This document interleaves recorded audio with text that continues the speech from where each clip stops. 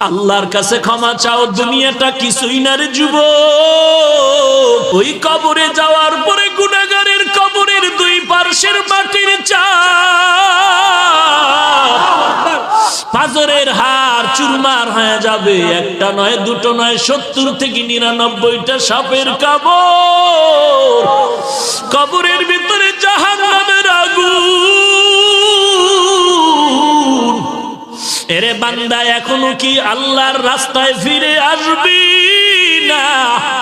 আল্লাহ দেখায় দেয় দুনিয়ার বিল্ডিং এর আগুনে কত যুবকের লাশ, আর চিৎকারের আওয়াজ, বাঁচাও বাঁচাও।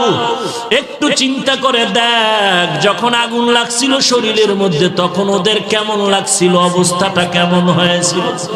ওরা যখন আগুনের মধ্যে সবাই জানালা দিয়া হাত দিয়া কয়, কে আছো আমাদের বাঁচাও। আমাদের ডানে আগুন, বামে আগুন, চতুর্দিকে আগুন। এই দুনিয়ার আগুন থেকে হাজার হাজার হাজার তাপের মাত্রার আগুন হবে জাহান্নামের আগুন।